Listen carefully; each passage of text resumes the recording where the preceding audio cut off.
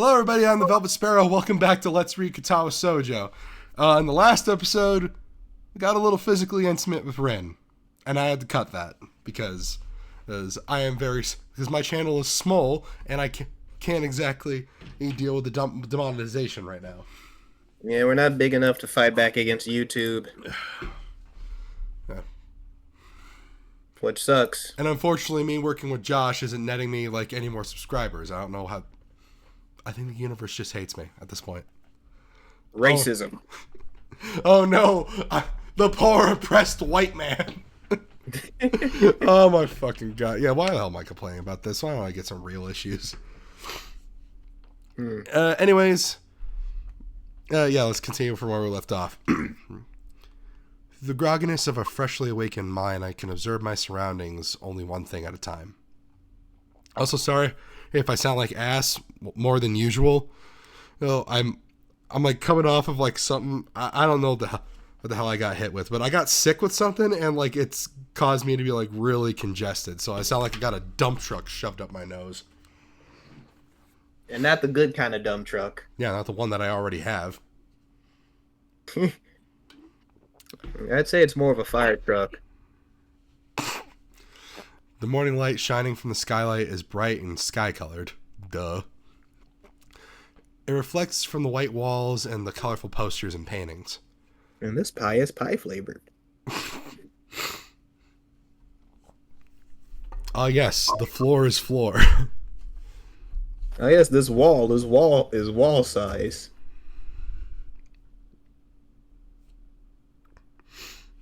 I hope nobody at school realized that I spent the night here. They didn't find out the last time, so I'm feeling confident about my chances. My neck is stiff and my shoulders are hurting like hell from sleeping in an awkward position like that. I can't even remember when I fell asleep. Only the full moon and Rin warm against me. I can't remember her waking up either, leaving my side, however she has. Rin is standing in the middle of the atelier. She's looking as if she was lost. She's not looking at anything I can see, not doing anything, just standing there. She managed to dress up a little by herself. Strange thing. I thought that at least would have been impossible without hands. I get up and walk to her, patting her on the shoulder to get her attention. Hey. She flinches at the contact. I've never seen Rin flinch. Oh god. Oh god, we're in deep shit. Oh my god, what did we do wrong? What did we do wrong? Rin looks a bit panicky, a bit anxious, a bit defensive. It's as if she were a completely different person last night. Perhaps she was. My heart drops straight down to my stomach, full of liquid nitrogen. I'm sort of sorry. Why sorry? It wasn't very tactful of me, last night. But isn't that sort of thing something you want because you like me? So blunt. I'm completely baffled by Rin's approach to this. No, even if it was, I think I prefer for things to go properly. Rin cocks her head, looking like she has no idea what I'm talking about. She still has this guarded feel about her. Nothing belies any real emotion. I can't read. So you don't want to do that sort of thing? I didn't say that. So you do. I didn't say that either. Why am I pronouncing things weird? Either. What? Dude, I sound like what am I, Scottish? I mean, either is a correct pronunciation of the word. It's not like it's not like when someone specifically tells you how to say something and you still mispronounce it, It's not the same thing. Either and either are both perfectly fine. Listen, it doesn't even matter. I just don't think it was the best thing I could have done in that situation, and I tried to apologize. I wonder for whose benefit I'm trying to come clear with these feelings. I don't even know why I'm feeling so terribly guilty. Maybe I don't think it was a very good idea either. Probably. It's like you said, we're not like that. We are friends. It was a bad idea. maybe you should forget about it and I will too. I'm really good at forgetting things, so it should be alright with me. I can't do that. Why? Because I like you, that's why.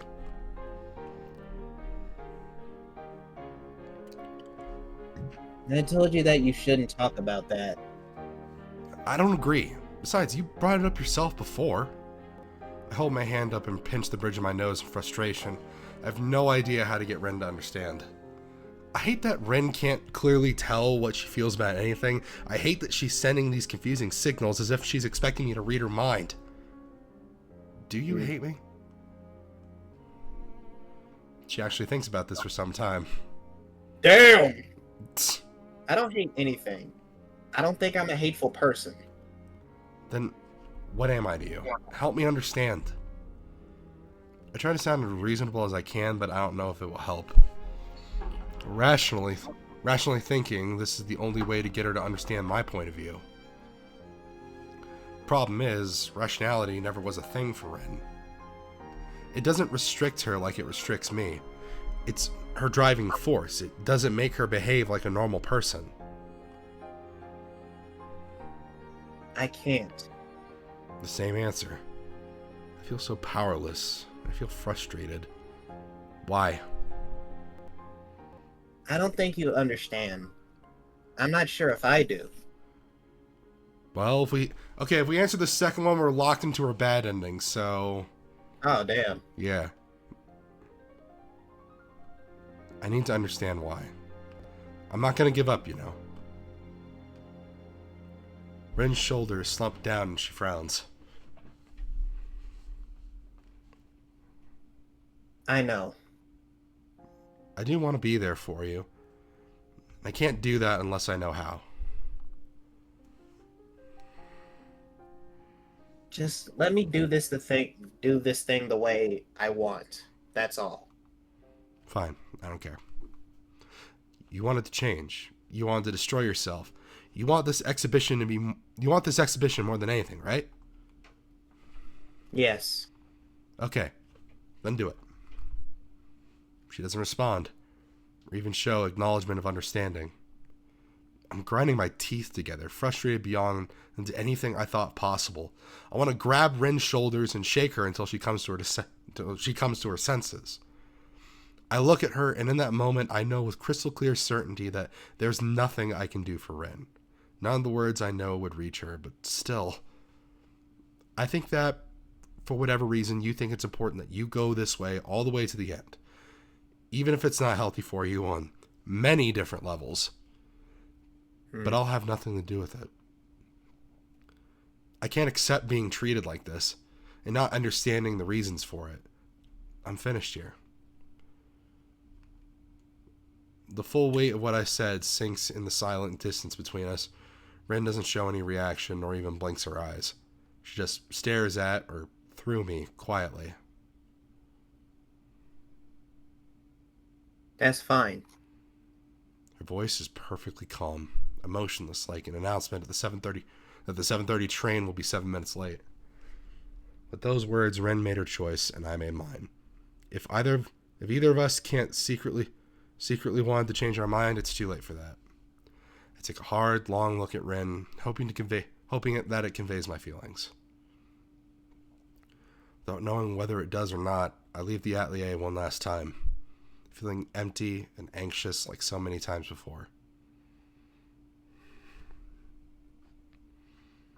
Damn.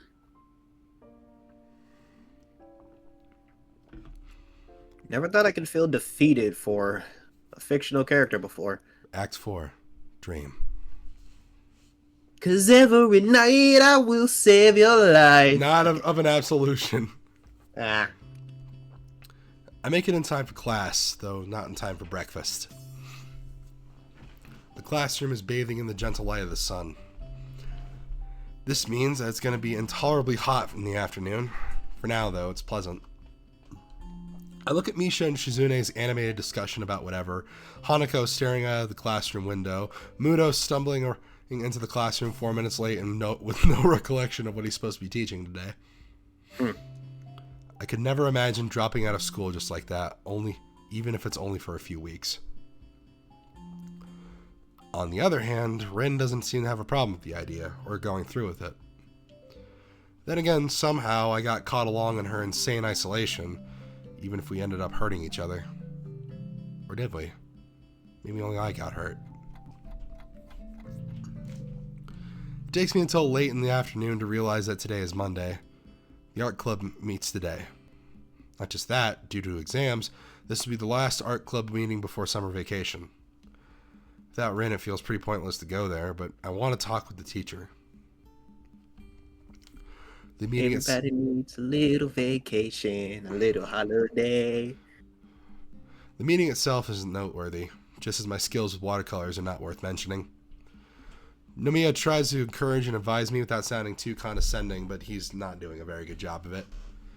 If nothing else, joining the art club has taught me that I like art. It would be nice if I could actually try and make some art in the art club, though. After the fruits of everyone's labor have been piled into a neat stack on the teacher's desk, he clears his throat and gives a little speech. No. That's it for this trimester, everyone.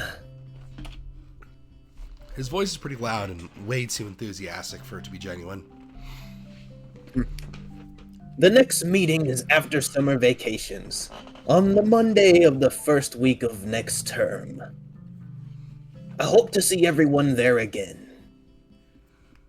Have a nice vacation! Oh! Everyone wishes him a nice vacation back as they file out of the door.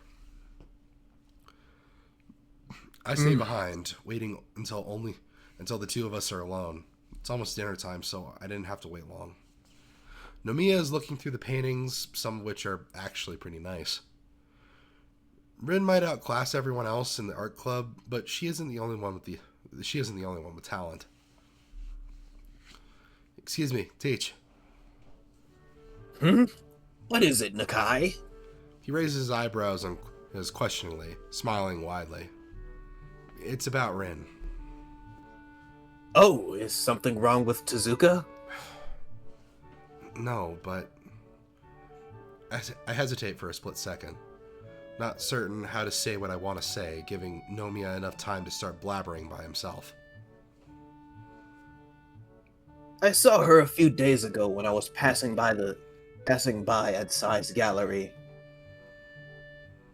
She said she'd get 1 or 2 more paintings done for the exhibit. I was quite pleased. She's a surprisingly hard worker. I'd always thought it was a bit lazy doing what she wants instead of the assignments. She seems to notice my anxiety and realizes he's digressing, shutting up before finishing the thought. You had something to talk about. What was it? But you had something to talk about. What was it? I don't know. She feels detached from everything, as if she can't think of anything but the exhibition. Well, isn't that good? She is focused on her paintings, as she should be. Yeah, but this is different. It's like she's obsessed. I went to see her and... Have you been bothering her?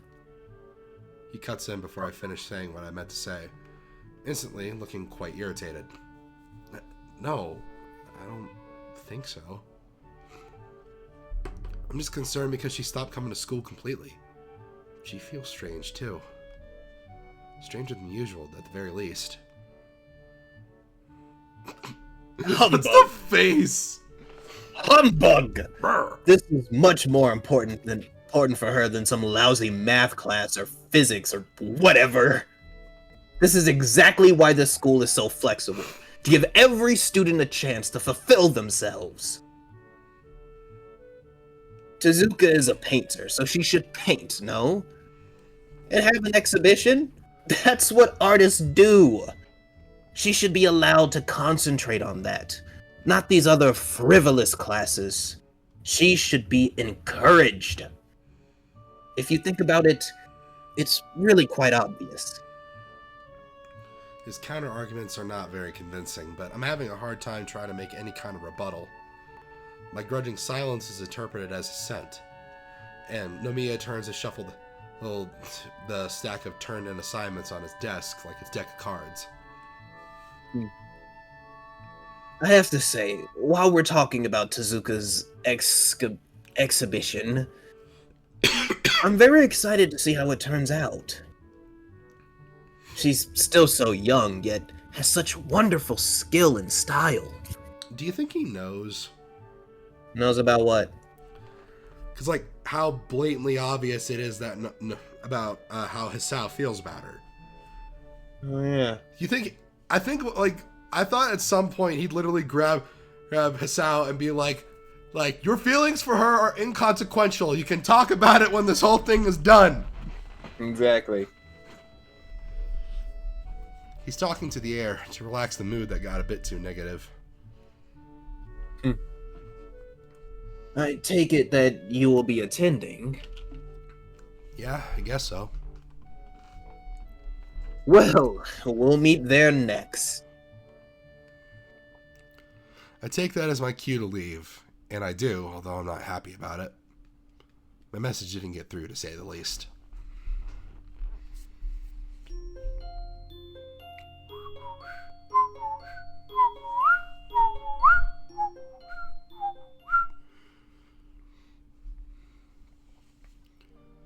The day after that, all the missed opportunities and things I should have said come crashing down on me. There's nothing left to do afterwards but brood. Second day, I begin to feel anxious. I start doubting my doubt and it feels stupid, especially since I still can't think about anything else but Rin. Oh my fucking god. Oh, dude, this is reminding me of the, what the fuck was, like, the second book in the Twilight series called again? Eclipse, I think? I think so. It's like remember in fucking Eclipse, like, that scene where, like, Edward and Bella break up, and, like, she's just staring out the window for months on end.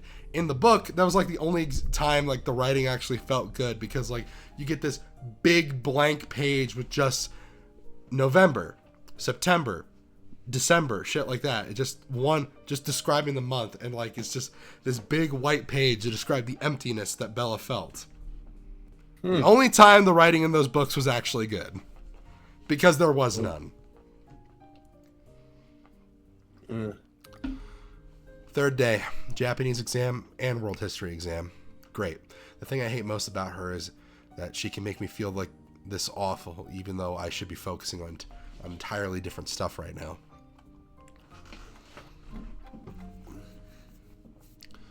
Fourth day, math exam. We have a math exam. It goes how it goes. I don't care. A mathematics exam. Fifth day, Nomiya asked me if I'll attend the exhibition opening. I can't say no to him, even though I seriously want to. I just don't want to discuss with him anything Rin related, so it's just better to take the path of least resistance. The path. Oh shit! Holy god! Oh my god! A wild Tezuka appears. On the sixth day, the day before the exhibition opening, I find Rin standing in the hallway in front of my room when I return to the dorms after dinner. What are you doing here? My tone is angrier than I intended. I'm a little disappointed that I was unable to restrain myself, but it can't be helped. Rin just stands there, like she just happened to coincidentally be standing around here where she has no business being. The way she reacts so coolly to everything annoys me now. It's not good. It's been 6 days, and the sight of her has me boiling. She hasn't even opened her mouth yet. Finished painting. Shouldn't you be at the gallery? Painting. Shouldn't you be at the gallery preparing? They said no. I guess the gallery owner does that part then. Getting the paintings framed, hung on the walls and whatnot. So, why are you here? Felt like it. Same old stupid pattern emerges again. Me asking her questions, which she replies with answers that don't answer anything. Because it's the only other way we can converse.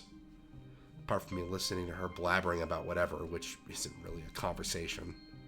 Is this a play? Are there some unseen rules that we haven't unknowingly set ourselves into, dictating the rules of engagement whenever we see each other, inevitably leading us to hurting each other? Her nonchalant answers, accompanied by even more nonchalant shrugs, leave me none the wiser. I guess you should be happy the exhibition preparations are complete. When I walk into my room, I hear her footsteps following me in. I didn't invite her in. I won't ask her to leave. She claims my bed without asking permission, making me wish I had taken the time to make it before I left in the morning, then stands up again as though he sat on hot coals. I half lean against a single corner of my desktop that isn't cluttered with stuff to rest my legs at least a little bit. Rin spends a few moments glancing curiously around my room. Makes me realize that she's never seen it before. For a moment... You have a lot of porn in here, Nakai. Oh my... No, it's going to be stashed underneath the bed. That's how this normally goes. So, where do you keep your stash? Yes, huh? He's asking where you keep your porn. For a moment, she actually looks like she's concentrating, trying to get everything. This must be the eye for detail that makes her an artist. Since the room is small, she quickly runs out of things to look at, but nothing else transpires, allowing the uncomfortable silence to take over the atmosphere. The mood is chilly, to say the least, and both of us are on guard, waiting for the other to make the first move. Of course, Ren could play this game forever, so it has to be me. So, I give up because she'd never try to open the conversation. And because it seems that she wants to say something, I want to get it over with.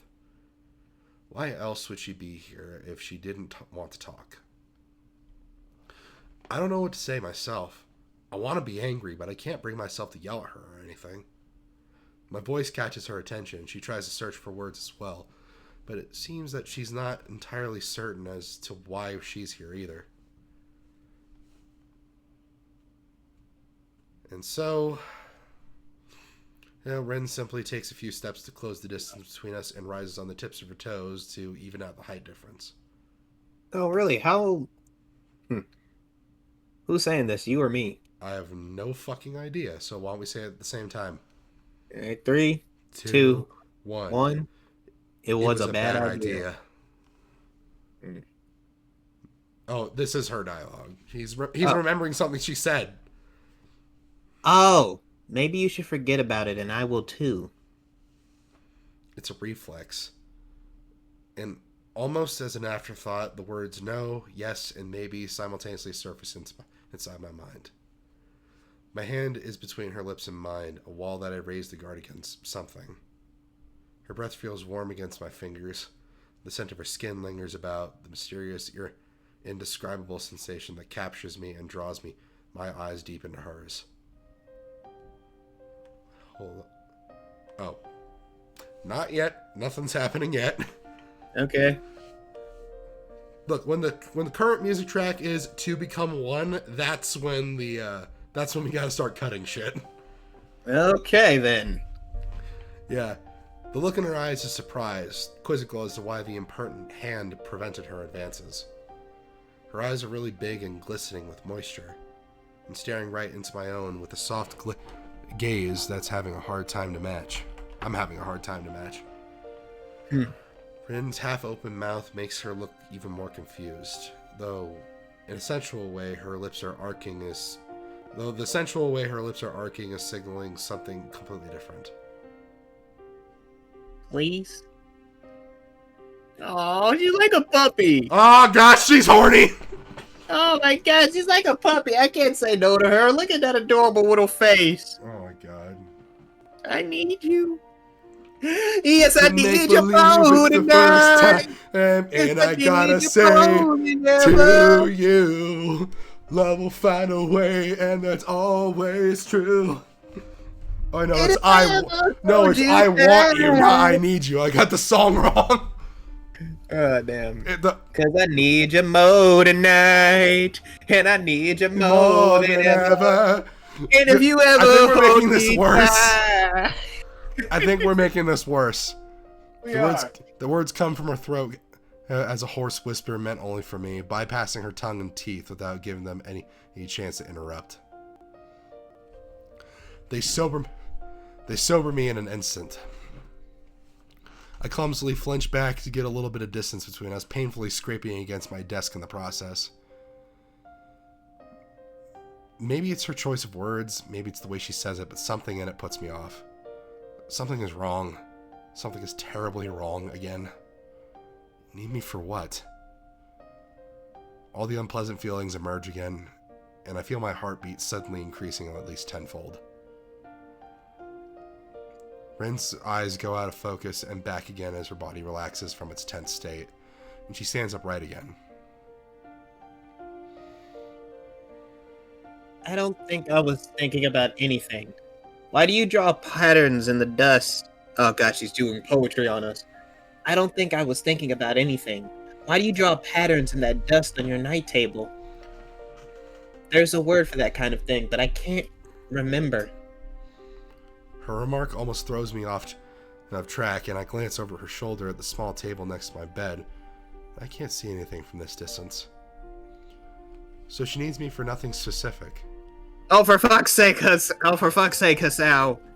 You dense motherfucker. Sorry, I just can't help happened to come by because she thought I'd be glad to see her after she shut me out. No complaints accepted for a week. Completely altruistic motives. Felt like it. Bullshit, I can answer myself. To play mind games with whenever you want. To kiss whenever you want. To ignore whenever you want. To fulfill your whims whenever you want. Is that it? What you need me for? My voice is sounding very angry again, even to myself. Oh, God. Rin finally catches the mood, and her curious expression changes instantly to something more uncharacteristic. No. She leaves it at that. Her eyes restlessly wandering around, searching the room as if the words she tries to find were written in the tapestries of my walls. Then what? I needed to paint. Paint. Of course, that's what artists do. The words reverberate through my being, beating in my blood over the piercing whistle of my anger. Don't give me that, Rin!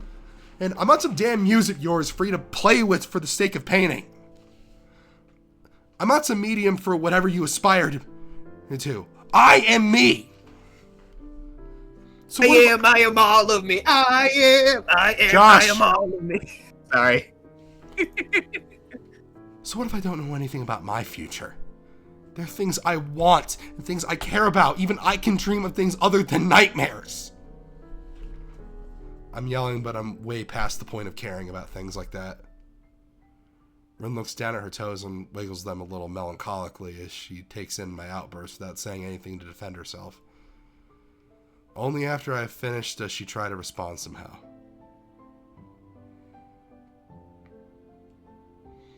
I can't do anything else. Or I can do all sorts of things, but I can't do... It's the only thing I sort of do properly most of the time. I understand completely. Art first, everything else second. Or thousandth. What about me? Am I nothing? When I was interested in art, did that make you feel like I was a little interesting for a little while? Tell me, really, I really want to know, did you ever think about my perspective, or is it just all you? The words rise like bile in my throat. She looks alarmed and almost completely uncomprehending, as if she just doesn't understand what I'm angry about. I can't believe she could be so stupid. I didn't want to. This time it's Rin who interrupts herself in mid-sentence. Don't you understand? I can't. Can't what? You never explain. How am I supposed to understand anything if you never say anything? Why don't you ever talk? Say something! But she doesn't. Venting my anger at her feels satisfying. It feels wrong to take so much satisfaction in it, but I can't stop. Not wanting to face my anger head on, Rin turns around to steadfastly look out my window, even though there's nothing to look at. Except Kenji in the tree. Oh, God. The worst of my ire is gone. I shut up as I can't be bothered to keep on yelling at the back of her head, so silence finally returns. I try to discern some hints of her reaction through my adrenaline-distorted vision. My feedback was not the best kind, but I hope Rin got a clue that she just can't ignore everything else whenever she feels like it. I'd hate it if she didn't. She never, ever listens to anything. So she's so unaffected by the world around her. Not this time, it seems. Her body is shaking like from holding back tears, but I already know that Ren's not crying. Her indifference made me so furious. Now that it's gone, I'm at a loss. I wonder, did I go too far?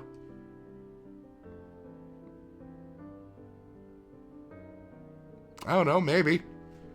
Probably. You're screaming at your fucking girlfriend, man. That's not healthy. You're screaming at a young, beautiful, adorable, autistic girl. That's even worse. Look, Go away. Go away, Hisao. Her voice is tiny and tired as she says this, but I hear the words clear as day. What is there to say anymore? This is my room. The blunt, hollow remark is a fitting conclusion for this unpleasant discussion that became even more unpleasant and very one-sided yelling match. After a few moments of collecting herself, Rin just gives up. I can see it from the way she slumps her shoulders and walks out.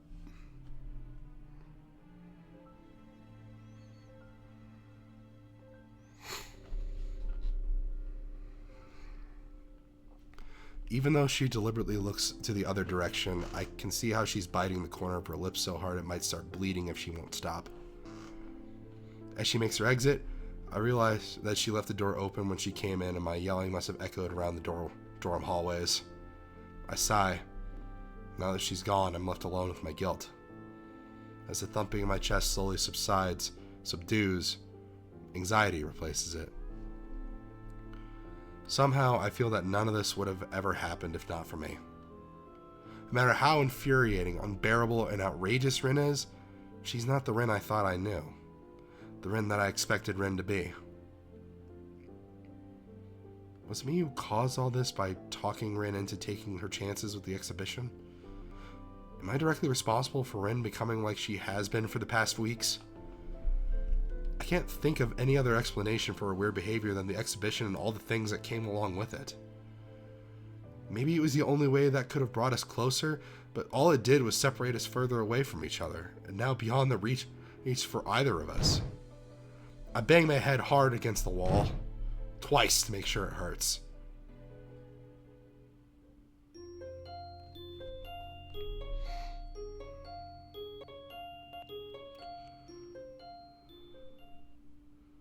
Oh, damn.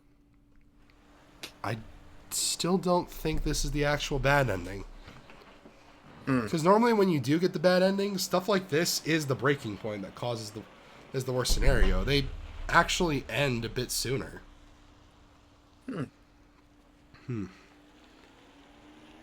We still got a couple more things to go through before anything else, so let's just hope that this is just like the final act breakup before they get back together sort of thing. A headache is relentlessly thumping against the back of my head as I push open the door to the 22nd corner. Hold on 1 second.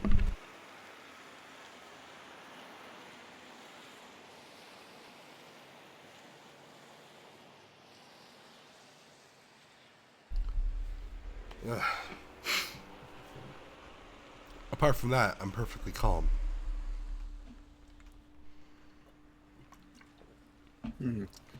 After venting on Rin, all that anger I had bottled inside, it felt like a great weight had been lifted from my heart. The tension that had grasped my mind for the past few weeks faded away without leaving even a shadow behind. In this nearly zen-like state of enlightenment, I realized that perhaps it was a bad idea to yell at her like that. I really meant it. But what good does blowing up like that do? Nothing. I'm not like that. I don't normally yell at people. I don't know why I did yesterday. So I keep feeling really guilty about it and wanting to take my words back. Rin is probably upset too. Even more than my own behavior, her reaction shocked me. I always thought of her as unchanging, detached from her surroundings, so that seeing my yelling get her so upset felt out of place. I wonder if she understands how I felt. In Rin's world, everything seems to be so absolute and subjective. Absolutely subjective. As if she was completely unable to see things from other points of view than her own. But ultimately, is anyone able to do it? Maybe objectivity and altruism are just illusions for people who think of themselves as compassionate. Just like art is an illusion for people who think reality is merely a veil for something greater. Even when you stop thinking that the world revolves around you and start thinking outside the mythical box, you're just inside another, bigger box that you can't escape. Maybe that, ultimately, makes her like the rest of us. But see, the thing is, the box is made of cardboard, and you can still find your way out. You just gotta dig for a couple minutes.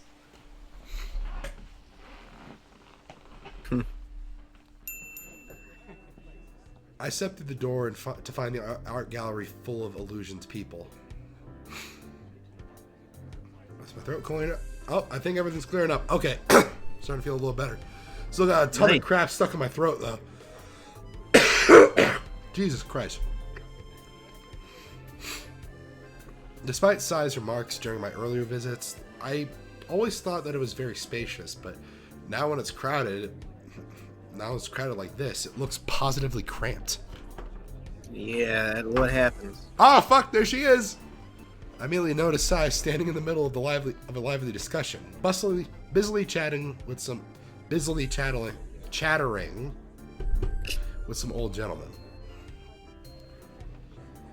She's actually pretty tall and cool looking, so she stands out in the crowd. There's a few dozen wine glasses laid on the table along the back wall, filled with burgundy liquid. Perhaps they are burgundy, Hisao. Maybe think about that. He's thinking the color, but it's probably the drink, so, yeah. A vast majority of the guests are sipping from their own glass.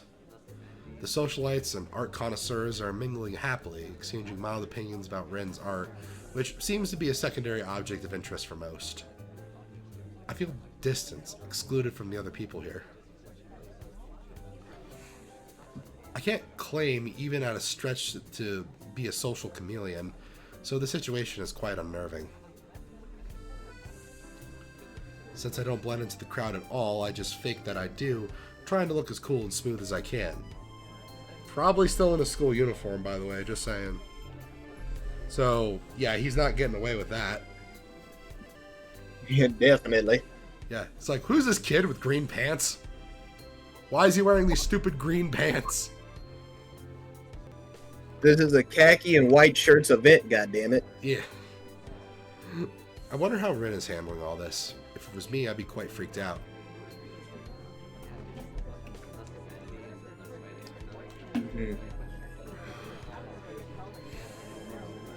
Throwing my anxiety aside, I try to carefully navigate through the crowd, stealing peeks at the framed paintings now hanging on the walls. Fuck, hold on. Rin's exhibition takes about half of the gallery's wall space. Some paintings are less familiar than others, but I recognize most of them.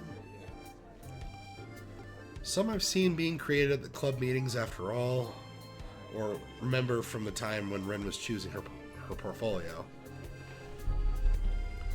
I note that a couple of the unfinished paintings are framed on the wall as well. Maybe that's what they call coincidental art. Even Rin's failures, if you can call them that, became exhibits of her skill.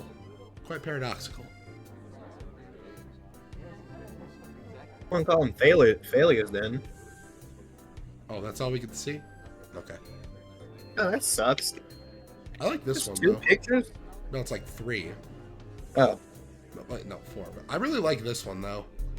I wonder if this one's symbolic of anything. Oh, that one? Yeah, this one. Actually, I think that could be symbolic. I mean, what looks like a cage is in the background. There's a man standing out in the dark, and then there's a young woman in the, sitting up on the top of the red and blue. The blue could be a representation of the abstract sky, and the boy, because he's the exact same color blue, could be representation as a part of that sky that's fallen into the darkness. Yeah, it's the same color. I just realized that. Yeah.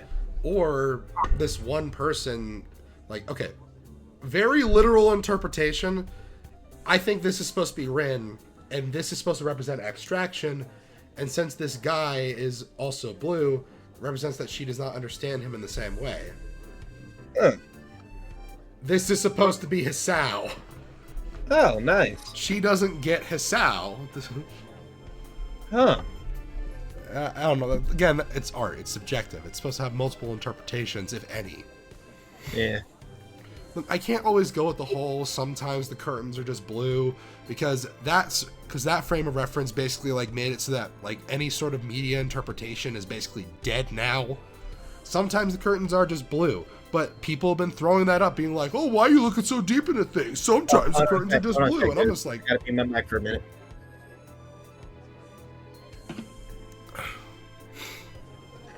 hold on 1 second. I gotta go blow my nose.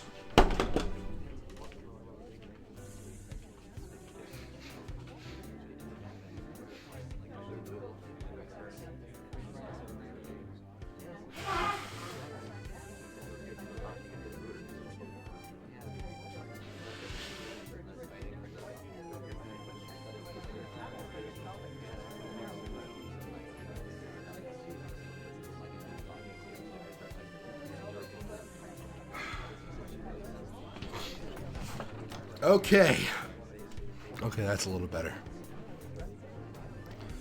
She herself, same.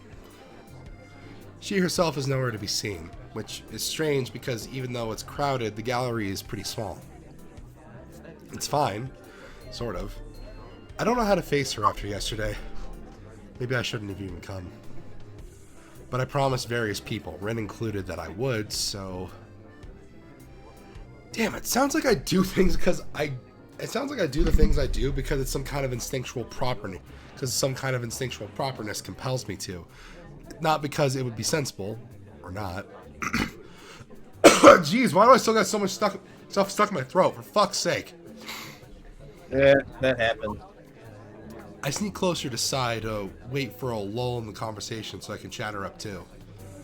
Even though her voice is almost completely buried under the general background noise, I hear bits and pieces of her talking about Rin. Yes, she's a high schooler at the local school. Even though she's graduating next year, I'm sure various art schools would be interested in. I thought it'd be interesting to have an exhibition of someone who is still in early stages of development.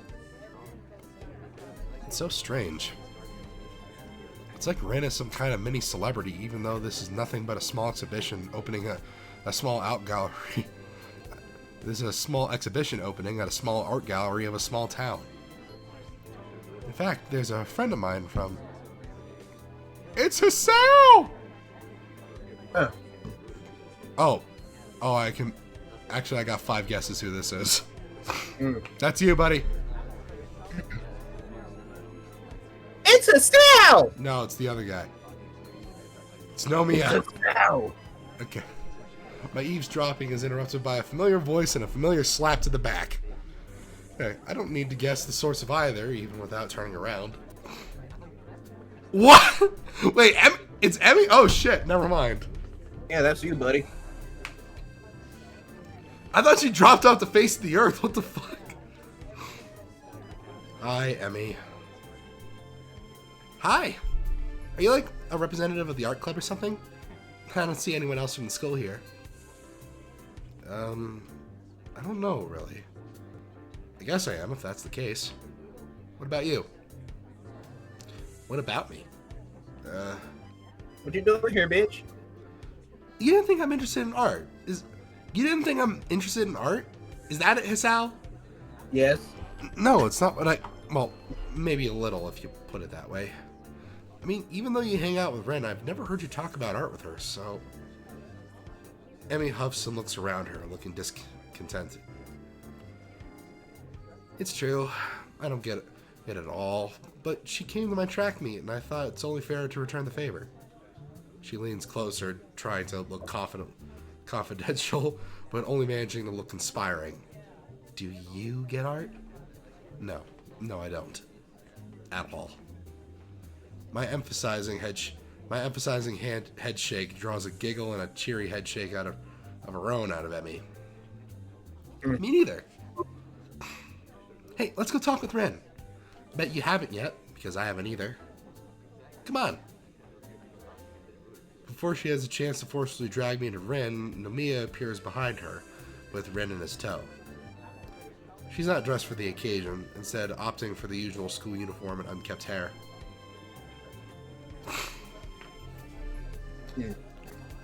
Maybe her natural look is what suits her best. Hello, teacher. Hi, Ren. Unfazed, Emmy greets the teacher cheerfully, causing him to turn around and look down confusedly. Who are you? I'm Emmy, from school, class 3-4. Don't you remember? She looks positively shocked at the prospect that there could be a person who doesn't know her. Oh, sorry. You were in the same class as Tezuka, is right? You're in the same class as Tezuka is, right? Yeah. You'll have to pardon me. I have trouble remembering students who don't take art. Don't mind. Hi, Ren. Hello.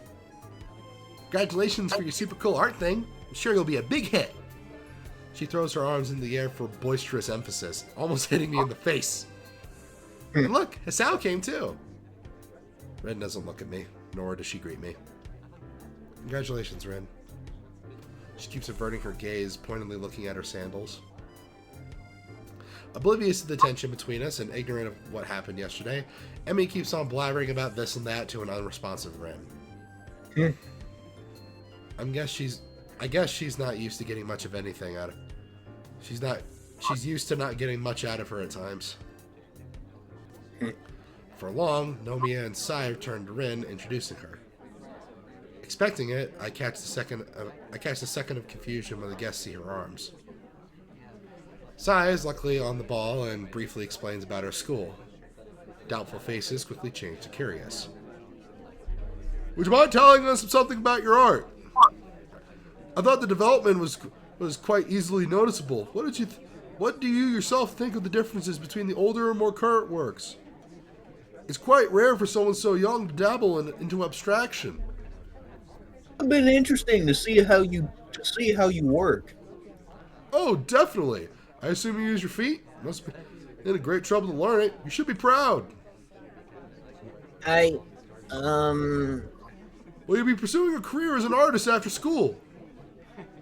She's bombarded with so many questions she can't even hope to answer all of them. Oh boy. Maybe it's for the best. Ren tends to talk nonsense more than occasionally. So where do you get your ideas? That's the fifth worst. Ren keeps stumbling with her words, looking more and more vexed by the expectant inquiries. Oh god, no, the baby's about to cry. We gotta stop it. We gotta do something. Everyone is waiting for her to say something, but she looks like a cat. She looks like a cat got her tongue. Each question piling up just adds to her distress. I failed to hear the question that is the proverbial one too many. It's like motor stalling.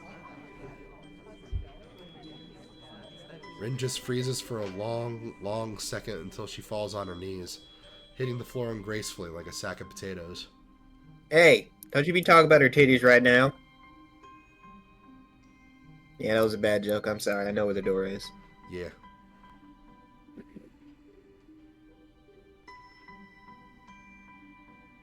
Are you alright?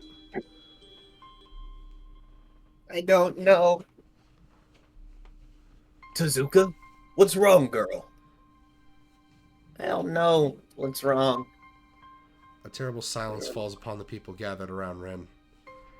Everyone is petrified, not knowing how to react to her sudden seizure or something. She breathes with deep, trembling gasps as if she was running out of air, staring ahead of herself with hollow eyes. Seeing that nobody does anything, I force myself to step to Rin and lift her from the floor, letting her lean against me to keep standing. Would you like some fresh air? Okay, let's go outside for a bit. I don't even wait for her to answer before grasping her shoulder and pulling her past the stunned-looking Nomiya and Sai, Emmy, and guests. Excuse us. The cool evening breeze hits my face at the door. I let go of Rin and she leans against a stone wall, trying to catch her breath. You alright? I couldn't say anything. Rin is still not looking at me, so I look away too.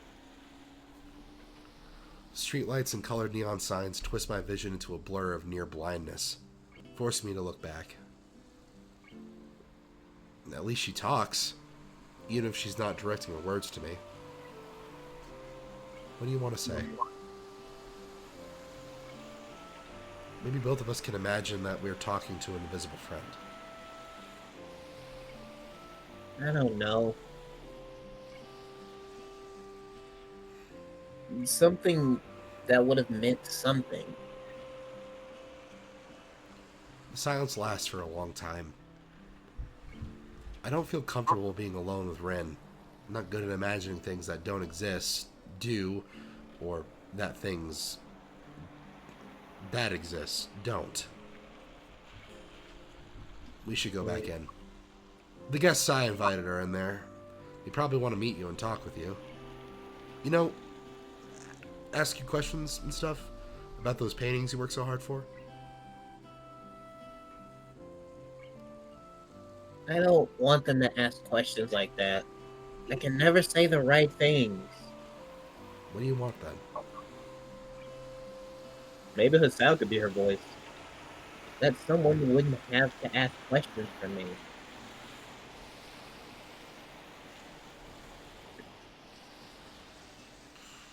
What do you think we should ask her?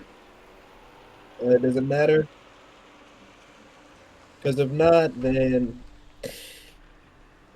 I think we should ask her the second question. Let's see.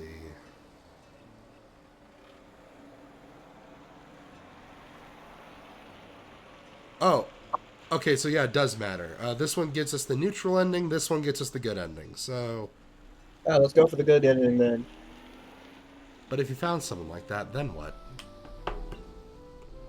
Do you really think that it would be some kind of be-all, end-all thing? Star-crossed lovers and happily ever after? My question is met with a blank stare, the darkness in her eyes unfazed by the thinly veiled bitterness.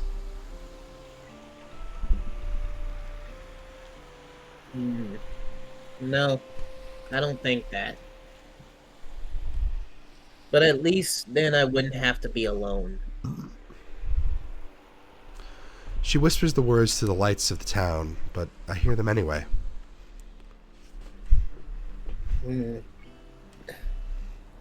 I shouldn't have done this. Not yet. The exhibition?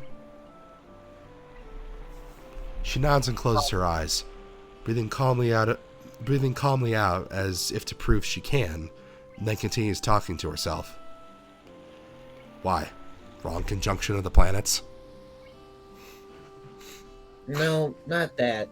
I double-checked, and I got up with the left foot, and did everything else right.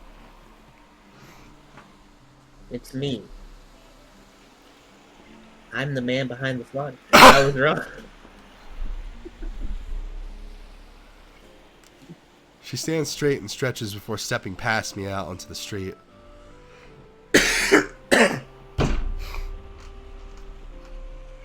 Wait, where are you going? She stops in her tracks and turns around, looking at me quizzically. School. I'm leaving. Why? Because I want to be me. Rin walks off, leaving me utterly confused. Rin! But something she said really touched me. Or maybe it was the way she said it. Maybe it's the fact that she said it. I want to say something back to her before I forget this feeling again. As if granting me a wish, Rin stops in her tracks. She doesn't turn around, just keeps waiting for me you to say what I want, even though I didn't have time to think what. Rin, listen. I don't believe you have to be alone, even if you never meet anyone like that.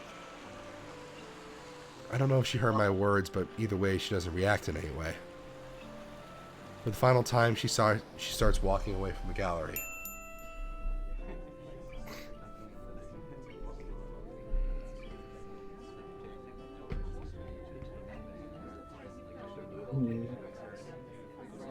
Josh? So, where's Tezuka? I can only shake my head.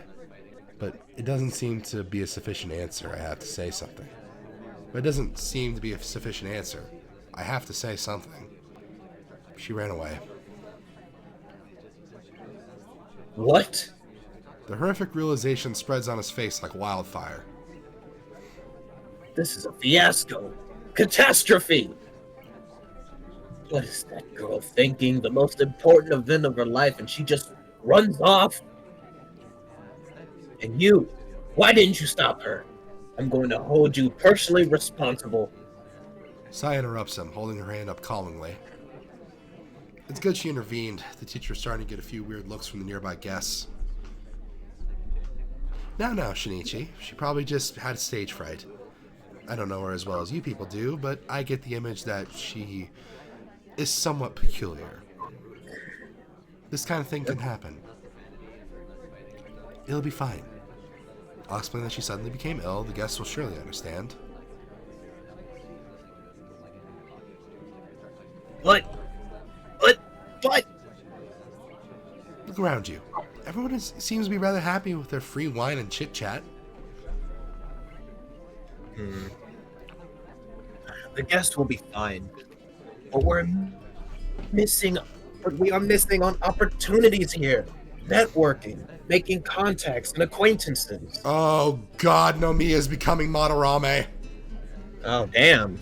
Except instead of stealing artwork from his students, he's hoping to ride his students' coattails to fame. Nomiya, why are you becoming an asshole all of a sudden? As the adults keep arguing about something that can't be helped, Emmy tugs my sleeve to get my attention. She doesn't look very happy either. Fuck! I said it again! Come on. Where? We're going to find Rin and kick her ass. What? I can't believe it. She's so stupid. That Rin. How could she do this? I'm telling you, she doesn't have a bit of common sense in her head. Emmy is seriously angry. Only missing steam rising from her ears. I guess I understand Emmy. She is that kind of person. Give up has never felt like a part of her vocabulary, and maybe she feels it shouldn't be part of anyone's vocabulary. It's probably best to leave her alone for tonight. What? Are you a Rin expert now? She takes a firm stance and puts her hands on her hips confrontationally. It's like she wants to pick a fight with me, too. No, I don't think that's even possible in the first place. I just don't think kicking her ass would do any good. Her melancholic remark surprisingly works, as Emmy slumps her shoulders a little and sighs. I know that. You do? The last time I did that, it changed nothing. The ride back to school is an empty late night buses. The ride back to school is an empty late night bus. Ride back to school in an empty late night bus is silent. Both of us staring at the lights flashing past the windows without saying a word. The nightly grounds are quiet, lit only by the wan moon and the yellow lampposts. We say our good nights in front of my dormitory. Emmy reflexively clenching her fist compels me to ensure that she won't assault Rin. In the moment I let her out of my sight. Promise me you need to not go scold her. She looks up at me, her eyes flaring with anger that I match with an as calming a stare as I can. It's only easy to face an angry woman if you're not the target of her ire. Mm-hmm. After a minute of the mismatched staring contest, she sighs and shakes her head in defeat. You're too nice, Hisao. Did you know that? Hints of a smile are tugging at the corners of her mouth as she says that. She seems to be a lot more relaxed. What a sudden change of mood. Maybe she wasn't as angry as it seemed to begin with. Maybe her moods change easily. If I was, I would have let you have your way. Does that mean you're only nice to Ren? Both of us are hiding our concern behind empty jokes, but at least it puts me in a good mood. Emmy waggles her eyebrows with a half-amused smirk, trying to push my buttons. Not gonna work. No, it just means I'm not nice only to you. Hey! Good night, Emmy.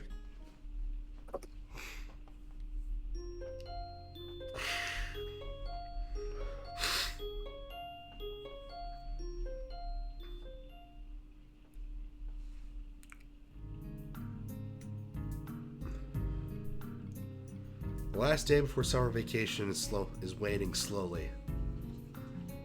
Science is the final exam of the trimester, and then we are free. The collective yearning for liberty is almost palpable in the classroom, even though the weather seems a tad cloudy. It might rain today, who knows? I already finished the test because it was pretty easy, so I'm doodling lazily on the flip side of my paper, waiting for Mutou to call time. Look at this little doodle of Kenji he made. Hey. Fitting. Hey, he's got the big Elizabethan collar because he is a jester. Pretty much.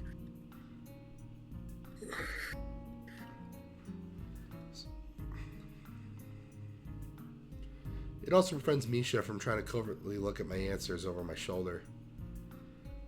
She might fool the inattentive teacher, but I can tell when she's trying to look.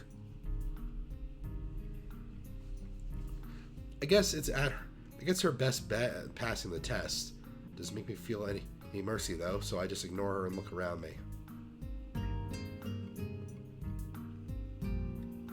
It's quiet. The only sounds in the classroom are the shuffling of the papers and Mutou's constant coughing. It makes my awareness of the surroundings slowly drift to the backstage of consciousness, giving room for other things. Vacation, huh? Some people will stay at the school even over the holidays. Some will go back to their families. I don't know what to do. I should go buy a train ticket for my trip back home, but I can't bring myself to do it. I bet I'm going to get a call from home again. Mom's going to pester me about when I'm coming back, and I'm not going to know what to answer. This is really lousy. In the current state of things with Ren, it feels like I can't just bail out of here and pretend we're through. And now she has other problems of her own. I thought that the exhibition opening would give her a breather, but I was sorely mistaken. The tangle just seems to thicken. A sharp knock on the door interrupts the quiet but frantic mood of the last 15 minutes of the exam.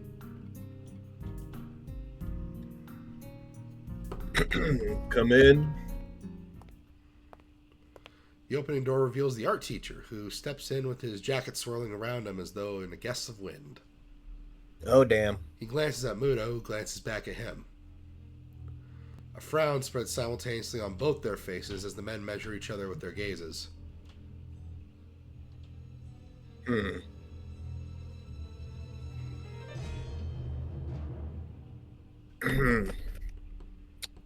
Excuse me. Oh, sorry. Excuse me. Could I borrow Mr. Nakai for a moment? Excuse me, Mr. Nomiya, but we're in the middle of an exam here. A chilly atmosphere suddenly spreads in the middle of the summer afternoon as the two men try to stare each other down. This is urgent. It seems that Nakai has already finished. Both men turn to look at me, staring at him like a pair of basilisks trying to pestrify a tasty snack. It's true that I've been idle for a good while now, so Nomiya is right, but Mhm. Nakai, would you like to check your answers one more time? Mutou speaks with an odd uh, intonation. What? Waiting certain, waiting certain words as if trying to send a message. Mhm. The pressure from their stares makes me rapidly shake my head, which is apparently interpreted as an answer of some sort. Very well, Nakai. Go with Mr. Nomiya, if you please. Take your bag and bring your test paper to my desk. You have a nice vacation, and don't fuck anything up while you're gone. You too, teacher. The entire world, well, at least the classroom, seems to hold its breath just for me. Putting an exam on hold while I stand up, collect my stuff, and walk to the door. I can feel the stares in the back of my neck. My classmates probably think I'm in for some detention or something on the last day of school before summer vacation. I don't know what the teacher wants from me, but I can guess it's probably not detention.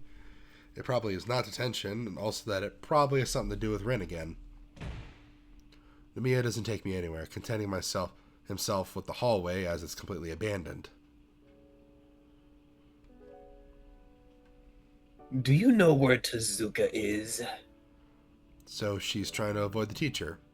Par for the course, probably. I wonder if she realizes that she can't avoid dealing with this indefinitely. I have no idea. You've probably asked her in her homeroom next door. Of course I have. I have searched every nook and cranny of this blasted school and the girls' dorm. You are the last one to see her since yesterday, and you are her friend. Work with me here. Aren't you worried? I am. She could be with that blasted hedgehog. I am, but I don't know what I could do. Rin did something incomprehensible yesterday, even for her. She seemed really confused. Maybe she just wants some time to think then. I got the feeling that she had second thoughts about having that exhibition. I know where she is. She's at the thinking tree? She's at the thinking tree. I got the feeling that she had second thoughts about having that exhibition. Or something. She didn't really explain what was wrong. What second thoughts? I don't know, just got that feeling. I am being a little dishonest with the teacher, but this is not something I should be meddling with. It came to me, yes, but why? Maybe he thinks I'm some kind of confidant of Rin's, but I don't think I can help with this matter. The teacher huffs and scratches his head in confusion. What's up with that girl? This is so unlike her. She's always been so goal-driven. Goal-driven? That doesn't really strike me as words to describe Rin with. To me, she's always felt obsessive at best. I don't mean to be rude, but wasn't it you who pushed Rin to that direction in the first place? Her goal is my goal. That is a mentor's job. Can you stop with the coattail riding, my guy? Eh. I guess so. I just don't know if painting can make her happy. That's pretty preposterous of you to say, Nakai. He suddenly sounds pretty irate. Did I say something stupid? Probably. Why did man say this? Is he stupid? You don't understand, do you? It's not a question of happiness. For every gain, there is sacrifice to be made. Oh boy. There is no free lunch, but could I? Would I let that girl waste away her talent if she has a moment of doubt? Never. Painting is work, just like any other. Tezuka might make it look like child's play to you, but she works hard every day to make her art. To become extraordinary, One has to make an extraordinary effort. The more the teacher The more- talks, Sorry, that's you. the more the teacher talks, the more I feel that Rin doesn't think like that. Even though I have no idea how she thinks.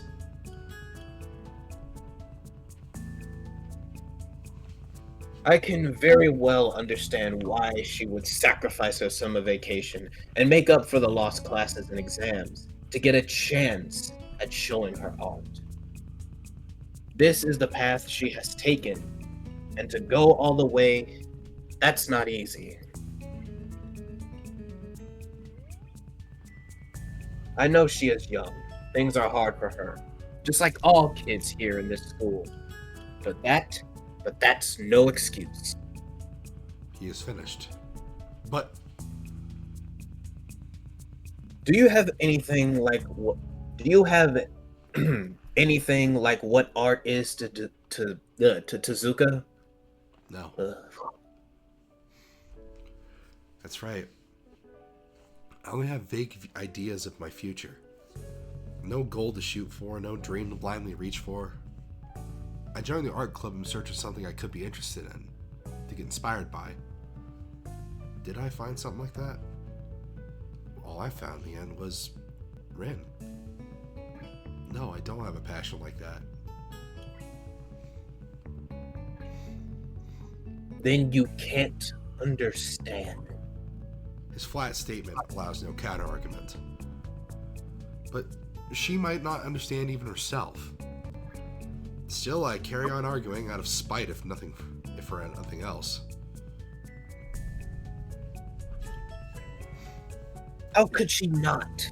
She's been at it so hard for the past few weeks that she put off even coming to school, not to say anything about attending class. Don't be ridiculous. I don't think I'm being ridiculous, but I have no rebuttal. But as I have no rebuttal, Nomiya seems to consider this one his win. At any rate, the opening was quite successful despite Tezuka hardly showing up. Many people were interested in her work, and one piece even sold for a reasonable price.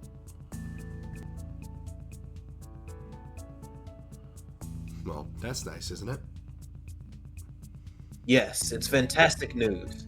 I hope that Tezuka would come to her senses when she heard about this, but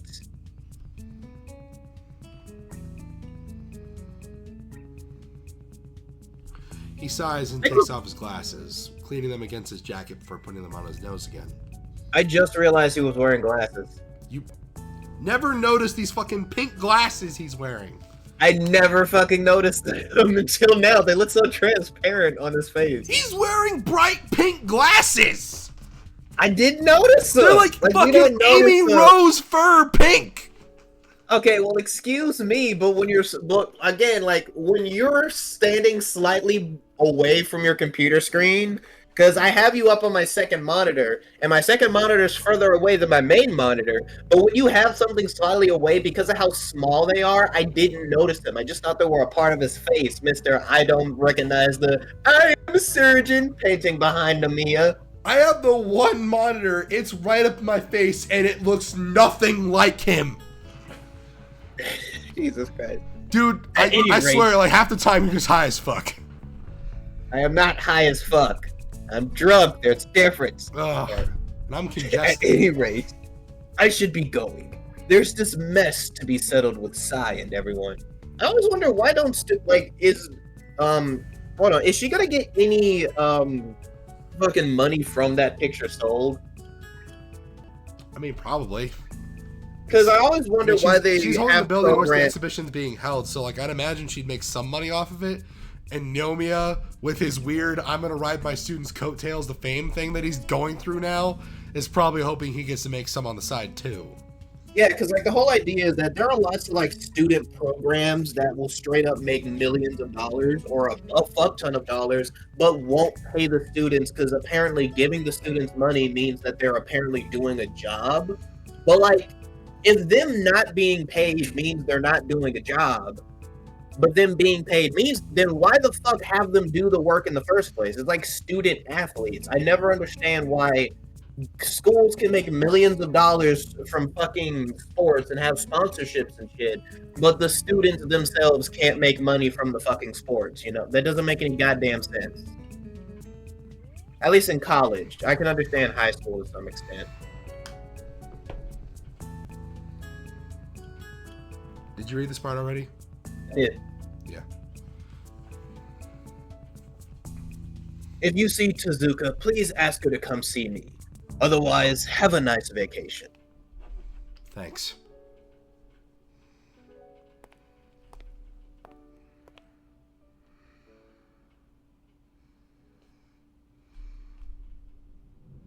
Hey, Miss Surgeon. Oh my god, dude.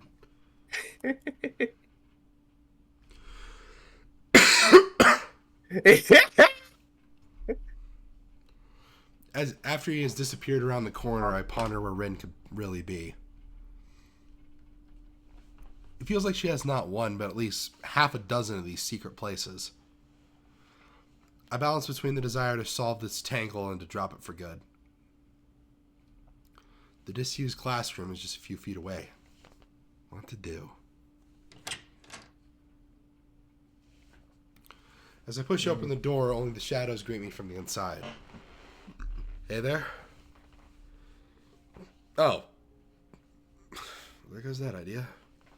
Damn. She's standing in the middle of the sunlit room, peering through the gaps of the curtains out into the yard. Like so often before, she doesn't start or jump, just calmly waits for me to make the first move.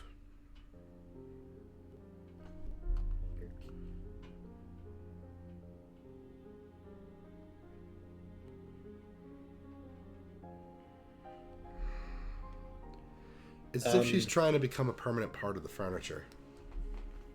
Teacher's looking for you. A blank look over her shoulder is all I get, accompanied by a cryptic non-expression on her face. Are you looking for me too?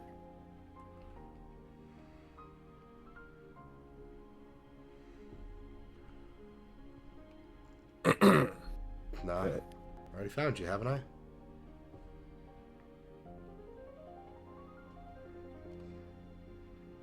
Did you?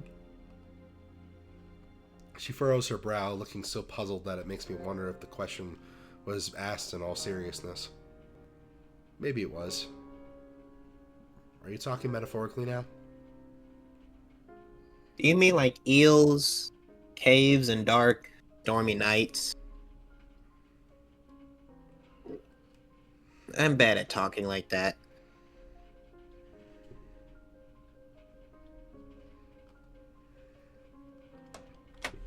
The abruptly ended greetings give me the chance to close the door behind me and sit down on a dust-covered desktop. Rin stays standing, but at least she turns around. I soon wish she didn't, though. So oppressive is her expectant stare. This is her place, and I'm an intruder, although a tolerated one. Despite that, she still waits for me to say something. If only I knew what. The sunlit silence presses me towards decisions.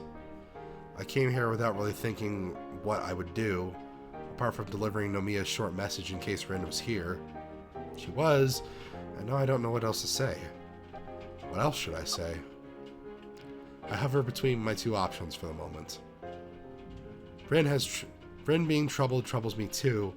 It's a surprising revelation, almost as big as realizing that she really is troubled was. Nothing I can do would probably help, and I might partially be to blame. I might be partially to blame too. Does that mean I should just wash my hands of her? Didn't think so. So, what's wrong? Nothing. She starts to turn away again, as if trying to physically exit the conversation she doesn't want to have. Rin, stop trying to dodge me or I'll leave. Okay. Do you want me to leave? Are you still angry? It took us, or was it only me? 10 seconds to swap the conversation into this. I wish I could erase the past, or failing that, forget all about it. I've wished for that more than once in the last few months. Let's put that aside for the time being, alright? If you say so. I do. So, what's wrong? Saya and Nomiya were not too happy that you just ran off yesterday. You left them in quite a pinch. I suppose the teacher wants some kind of an explanation. It seems like you threw out everything you had worked for. I don't get why.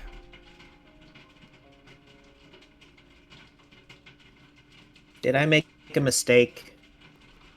My reprimanding and her flat answer goes so much against the usual expectations and presumed interactions that it might as well just be somebody else talking.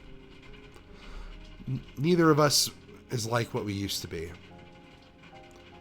The stiff, constricting feeling I get every time I look at Ren nowadays seems to be mirrored in her own behavior. I hate things that go irreparably wrong. Ever since February, I've hated them. What can I say? Her question is trailed by a compelling, quizzical stare that makes me sigh and frown. Conversations nobody wants to have are the worst. I don't know. I mean, it's not the end of the world, but it's probably pretty stupid. She responds with a sigh of her own, although hers is not nearly as heavy as mine was. I just couldn't do it. Why? What's wrong? A pause, a furrowed brow, a quiet voice. Let it be, Hisao. I don't think I can really explain it in a way that would make sense. Yeah, Rin doesn't want to have this conversation either. That may be for the better. But how rare of her to admit that even she has some kind of limits. I always thought that Rin was all but ignorant of her tendency to get distracted, so much that she inadvertently obfuscates everything she says. You never explain anything in a way that would make sense. Nobody else has ever asked me to. I guess that's how it is. But I always wanted to make sense for you, to find out who you are. I still want to, can't you see? I know you can't, but I do. Is that why I keep this up? It pains you as much as it pains me. It's unlikely to be of any use to either. We did things and said things that can't be undone. It's as if you and me being close to each other just hurts us both, but we still can't deliberately keep doing it. Isn't that silly? Even now, I can see how you force yourself to respond even though you owe me nothing. Even if it's hard to talk about things like this. Why? Why is it that you paint? Because I don't know what else I could do. It's like this feeling that there's no choice. That it's the only possibility. Like when there are only watermelon flavored popsicles left in the store, but you need to eat a popsicle. Her poor metaphor aside, she didn't really answer anything. If possible, this makes even less sense than not knowing. But if you don't want to paint? Not like that. You had to come to this school even though you probably didn't want to have a heart attack. She pauses, frowning as if something in what she said didn't please her.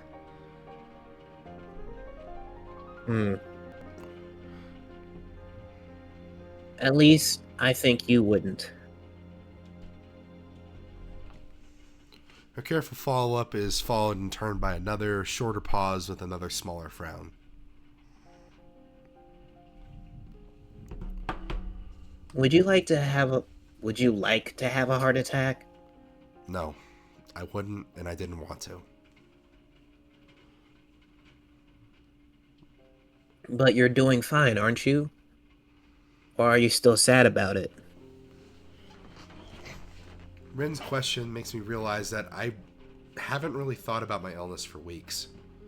Aside from chugging down my medication every day, there's been no need to concern myself with my broken heart, which I'm only thankful for, really. Getting to know new people, a new school, a new town, a new life, it's all caught me and made the past fade away. No. I guess even I can't dwell on the past indefinitely. See? Even watermelon doesn't really taste bad if you have to eat it. Her half-nonsensical closure seems to put an end to the subject in Rin's mind, so I just nod in uncertain confirmation. There are two kinds of silences. Awkward ones that you want to break, and comfortable ones that you don't mind. The first kind is bad because it makes your thoughts go awry, like mine do, now. Looking at Rin makes me feel bad. I don't want to feel like this. Looking at Rin makes me feel exhausted. I really tried my best. She tried to... I have no idea. We ended up like this, and she ended up screwing up her exhibition opening. Feels like we're at a dead end. And there's no direction to continue to. I reached out for her yesterday, thinking it would be the last time. She walked away. I want to be me. The heck does that even mean? Rin, if anyone, is most definitely herself. I feel kind of relieved that I'm not the one to blame, but this still grates on my mind. Why did she run away? It didn't make any sense yesterday. It doesn't make any sense today. The things she said feel like they should make sense, but they just don't to me. You know, about the thing you just said. Which one of them? Painting. Sai said something like that to me before. That a true artist doesn't paint because she wants to, but because she must. I've been wondering about what she said. Why do artists have to paint?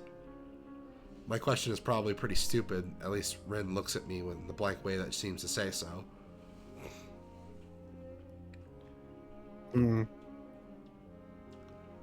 I don't know. Am I an artist? Well, you paint stuff, and you have an exhibition too. I'd say you qualify. I think... I still don't know, but okay.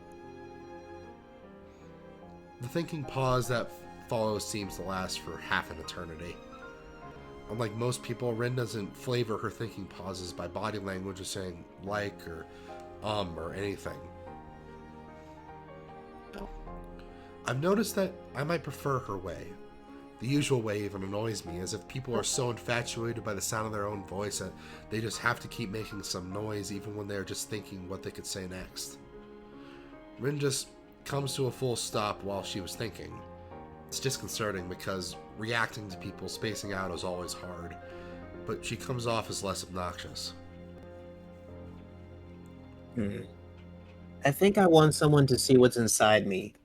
Not the way doctors and Dexter organs do. If you couldn't tell, I've been watching that show recently. I've been trying to get back into it, actually.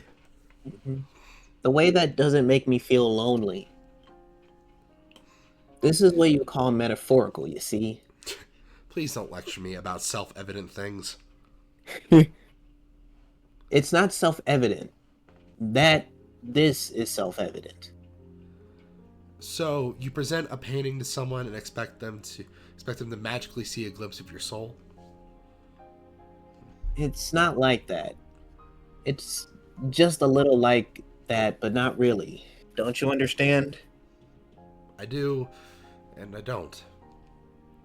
You know, I feel a little bit of despair every time you ask that question. What question? About whether or not I understand you. She seems almost surprised by my clarification. Oh, it's not really a question. It's one of those kind you don't have to answer. Rhetorical. Yeah, that's the word. A question that's not a question is a rhetorical question. How nice. That reminds me, It doesn't really make sense. What kind of question is one that isn't a question? A rhetorical one. What kind of answer is an answer that doesn't answer anything? Is that a rhetorical question? You are not funny. But if you don't like it, would you like me to say something else instead? I don't have any good ones, though. How about your pants are on fire? This can be our secret language.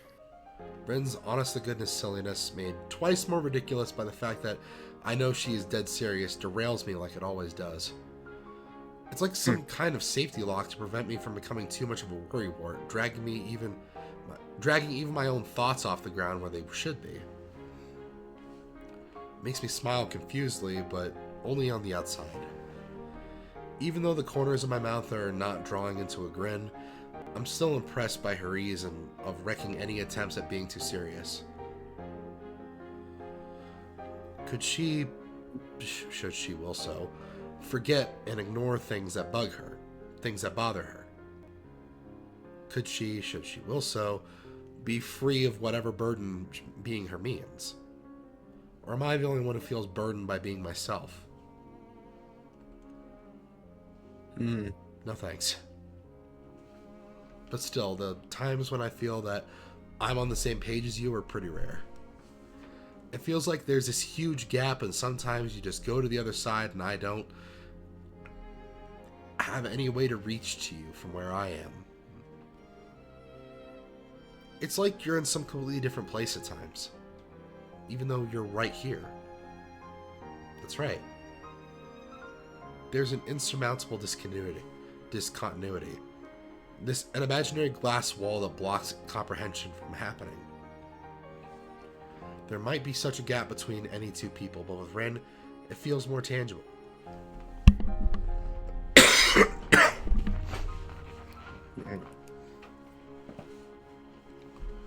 Ren does not react to my thoughts. Not the ones I uttered aloud, nor the ones I did not. It's even worse with art. I'm not very good at art, I admit. I joined the art club because I thought it could be interesting. And I guess it is. I like art. I like your art too, but just like with you, I can't comprehend it. I'm pretty sure no one really can. This seems to worry her slightly. Do you think so? Yeah. I guess that art is meant to be interpreted, not understood. That's how I'd put it. That's a sad thought. I guess that might feel like one. Does it make you feel sad for yourself? Rin thinks about this for a while and then shakes her head surprisingly vehemently. The first thing she focuses her eyes on afterwards is me. Both of these things make me glad and relieved. That's good, isn't it? Anyway, you should go see the teacher and apologize properly. I think he's worried about you. Can you do that? This time she nods her head. Only it's not as vehement. The hallway is empty, almost intimidating. Nomiya's office is the art classroom at the other end of the third floor hallway. Our steps echo disturbingly. The atmosphere is unlike on a normal afternoon. Feels like the school knows that nobody will be coming back for a month, too. The door is open, but not very inviting. I'll, wait outside. Nobody nodding barely noticeably. Rin strides in without stopping, and naturally without knocking. Maybe that's why it takes a few seconds before I hear the teacher's voice from inside. There you are. Oh, wait, that's Nomiya. There you are. Hello. She sounds like Mind Turtle. You've been making her sound like Mind Turtle this whole time. That's Mind Turtle. Hello, is Ren. Yeah. Hello. Mind Turtle. Do do do do do do do. Mind Turtle. Do do do do do do. I can't laugh properly because my nose is still really congested. Yeah, I understand. That feeling fucking sucks. A conflict arises. Should I stay here or go somewhere else? I'm not sure if I even want to eavesdrop on them. Manners lose the curiosity, so I stay close enough to listen in. Their voices echo in the hallway, but no matter. There's nobody around, save for me.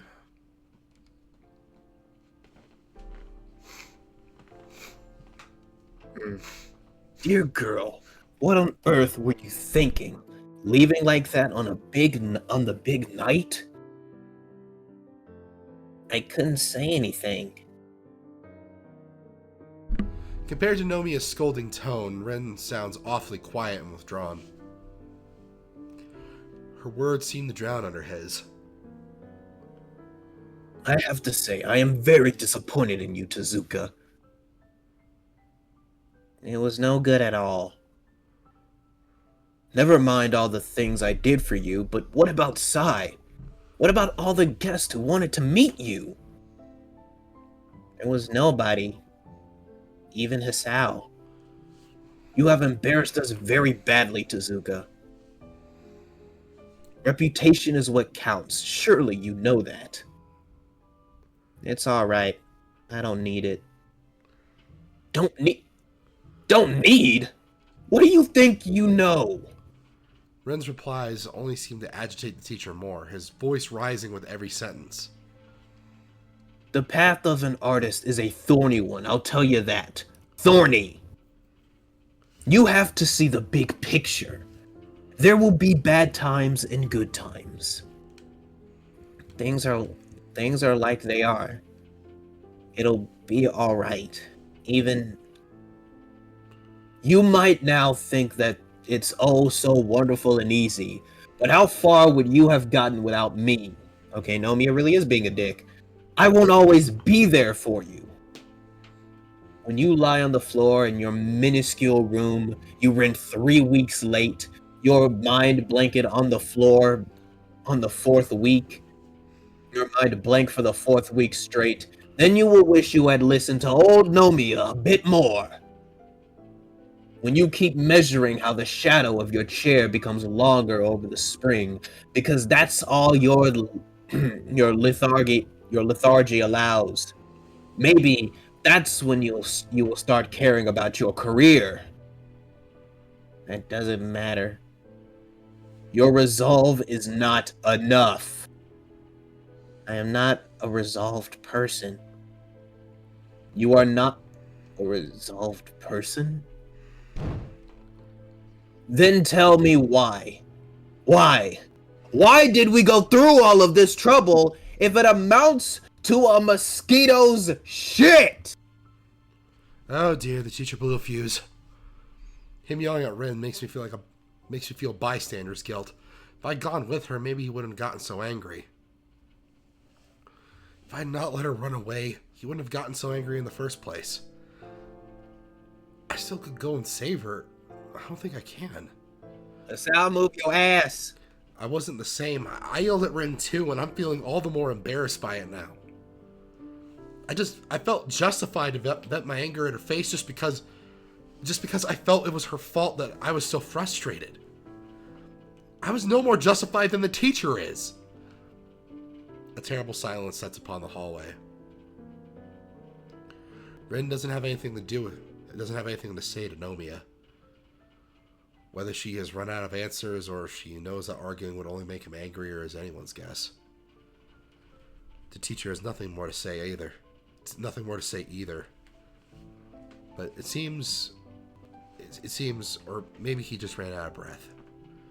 For a moment, I imagine the two of them just staring at each other. One full of red-hot anger and the other full of... Yes, what? I can't tell how Ren feels. Not before and not now. The teacher seems to expect Ren to say something too. But since she doesn't, he finally continues in a quieter but no less angry voice.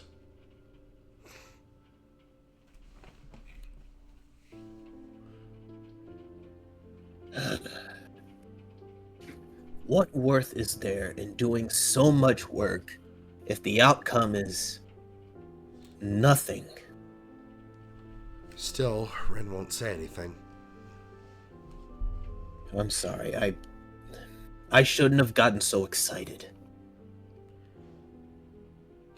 He doesn't sound sorry at all.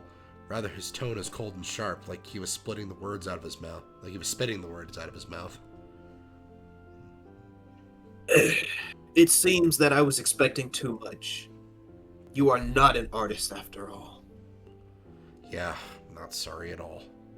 I want to kick him square in his old man balls. He storms out of the club room and down the stairs without noticing me. After he is gone, I peek carefully inside the classroom. Ren is left standing there in front of the teacher's desk.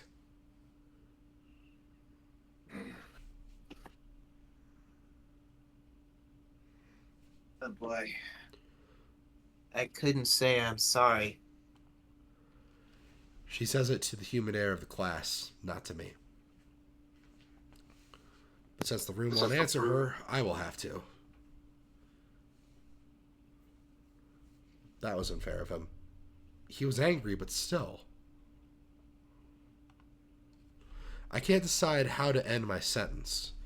Disdaining the teacher feels like disdaining my own behavior from 2 days ago. Stupid, but correct in hindsight. Ren won't answer, staying petrified where she stands, so I walk up to her. She stood up for herself in a way. I didn't expect that. I can't determine whether it's unbecoming or not, but either way, she did it. Against me, she never did. I sort of wish she had. Maybe I would not feel this bad then. Lately, it really seems that I've been wishing for all kinds of things. Ren? Go away. What are you saying? You're angry with me too, right? Thought you were my friend. I thought he was too. Her voice is unlike I've ever heard it. It's bitter, sharp like needles. She keeps staring pointedly at her toes. I don't think it's about that. He wanted you to be something you're not, and... I take a deep breath and finally catch her eyes on my own, locking our gazes. I'm sorry. I wanted us to be something else too. More than friends. Maybe that's why I couldn't contain myself and became so frustrated, just like the teacher did.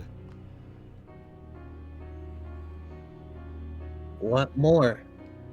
There is nothing more to me than me. That's how I am. I don't understand that. Well, the answer should be obvious, right?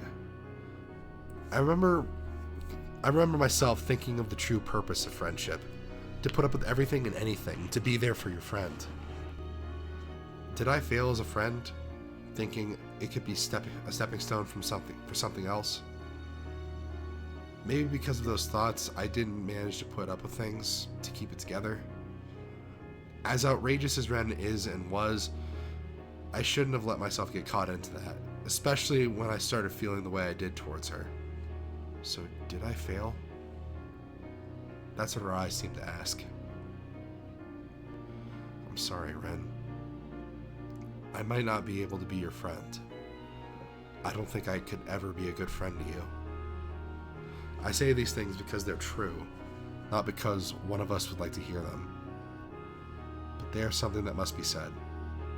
The finality of my words creates a shaking silence. For what could either of us add to that? Why? Why does all this happen? People are doing things I don't ask for and don't want. Everyone keeps getting angry at me. I have no idea what's going on anymore, and I can't stop feeling like I want to run away from everything. She shuts her eyes tight and breathes out deeply, calmly. When the eyelids open, all I can see is dark green desperation.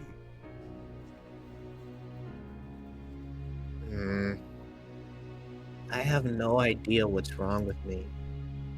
A little more excited. I have no idea what's wrong with me. More desperate. I have no idea what's wrong with me. A little angry. I have no idea what's wrong with me. I'm not going to get the right response out of you. God damn it, I'm trying. She's yelling, dude. That's why it's in bold. Oh, Jesus Christ. I have no idea what's wrong with me. There. Her frantic That good? outburst stupefies me for a moment. And for a heartbeat, we just gaze into each other's face. Yes, that was very good. Thank you. Seeing her confused eyes desperately looking for answers from mine only makes me sad because I know I have none. I don't know either. But you know, you yourself said that things aren't right or wrong. They just are. You either accept them, work to change them, or give up. It's not that I hate you, or that teacher Nomiya does. I just think that I'm the kind of person who gives up when he feels he can't go on. Even if you hate it, this is how things are. I'm saying pretty cruel things, but I can't stop myself. The words keep rolling off my tongue with slow, hard certainty. I can see them hitting Rin almost like physical blows. As the wetness gathers in the corners of her eyes, they are still wide with the shock of rejection. As the tears start rolling down her pale cheeks, she does nothing to stop them. As they fall down on the floor one by one, she stands still, staring at me with a gaze full of hollow disbelief. But reality catches up. Rin slumps forward as if she was deflating and buries her face as deep in my shirt as she can. Rin is heavy and feather light when I support her weight.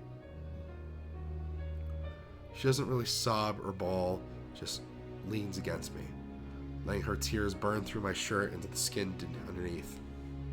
And I let her, bring my hand around her shoulders and a clumsy hug that does no good to comfort her. I can feel Ren's vertebrae against my fingertips, like hard, jagged reminders of how messed up things are. Her slim shoulder quivering against my palm is a pitiable sight, and the hopelessness of being part of the cause for Ren's sadness keeps shredding my heart. To make a girl cry is the most despicable thing to do. Even Rin. Especially Rin. Behind that veil of aloofness, Rin is just a human being too. Just as confused, scared, and lost as any of us is. Most of the time, it seems that there is no rhyme or reason for what Rin does and says, but for once, I don't really understand how she feels. No words can express it. No words can make it better. So wordlessly we stay, quietly waiting for her tears to run out. Time passes agonizingly slow. Even the lazy specks of dust floating in the air seem to pause in the standstill. The obligatory wall clock is ticking distractingly from above the door.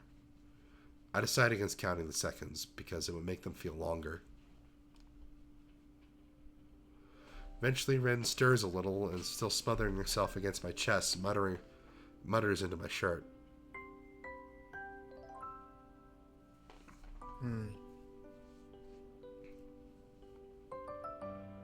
Let me be here for a while. Please, Hisao?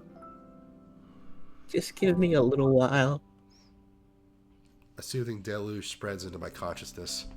The knowledge that, while being here for Ren is all I can do for her, that's all she wants right now, even after all we've gone through. Sure. So she stays here. But I still can't bring myself to draw her closer so I can embrace her properly. Because doing it would make me so sad that I don't know if I could bear it. The realization that we might never really be able to become what we want to be for the other crystallizes in my mind as a diamond hardened and enlightenment. A pang surges through my heart like an electric shock. It's painful. This clarity hurts. What can we be for each other? What meaning is there for us to desperately cling to each other even though it seems so futile?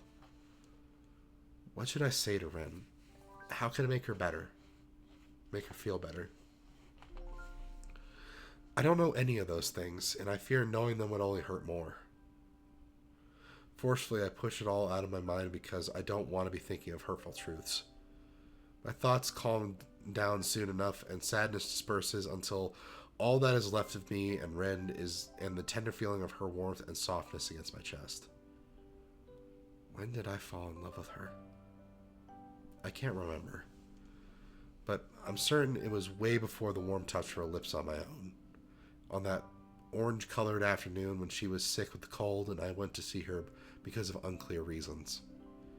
Her carefree attitude, that air of otherness around her, all the things that make Ren herself, those things captured me with an irresistible force.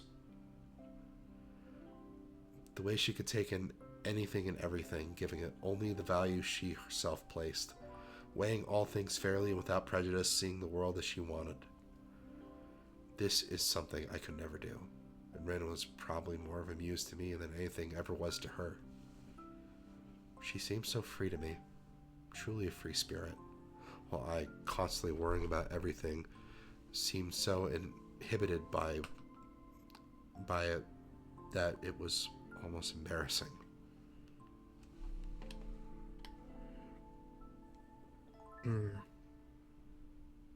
Can you see things? Are you living life for the callous? And I can't sacrifice yourself. Maybe that was why I latched so tightly onto Ren, trying to get inside her world that was so different from my own bleak life. Before I noticed it, that irresistible force had pulled me dangerously close to her, and it turned out to be way too alien for me. I had forgotten Newton of all things.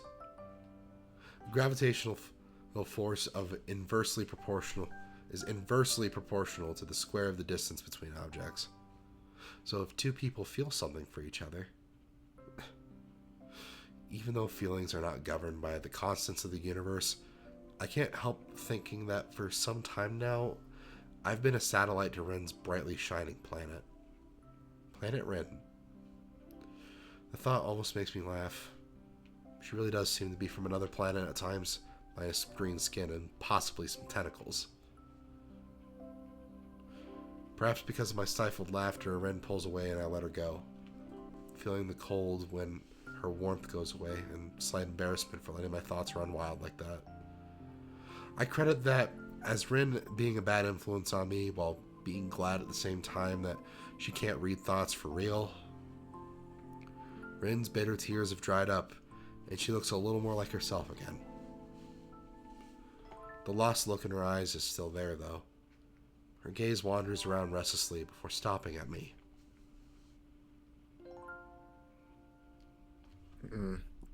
What happened just now?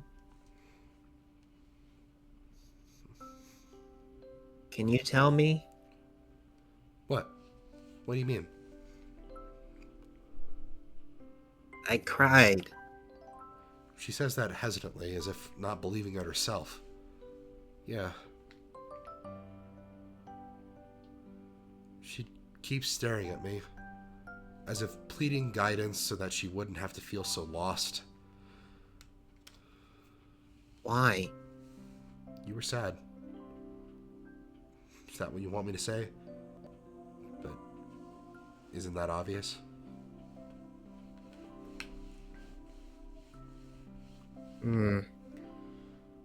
I don't know. It feels weird to cry. What? I don't believe it. I mean, everyone does that. It's I bite my tongue before I finish my argument about normality. Norms do not apply to the person I'm talking to.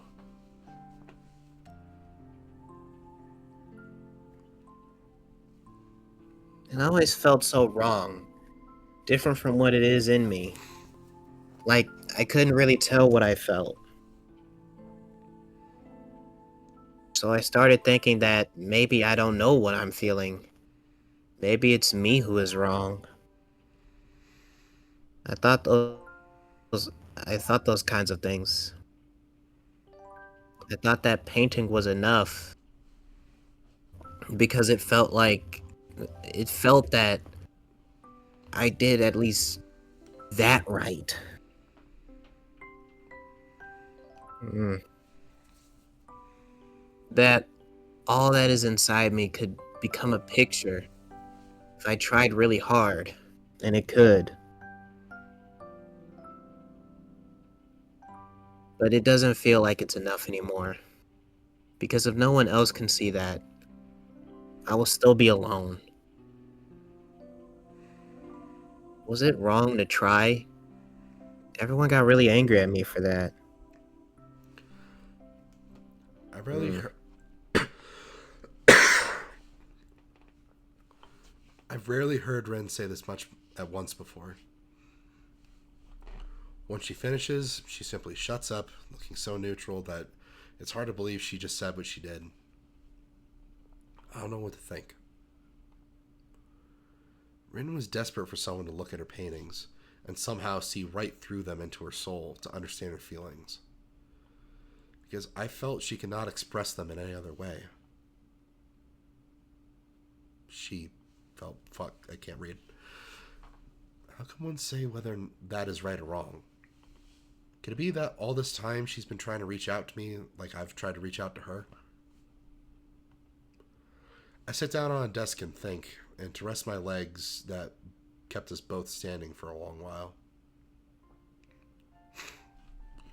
You know, when I read a good book or look at a starry sky or whatever, sometimes I too feel something profound and like a... Shoot, I don't know how to describe it. But the instant I try to put it into words, I feel that I lose something.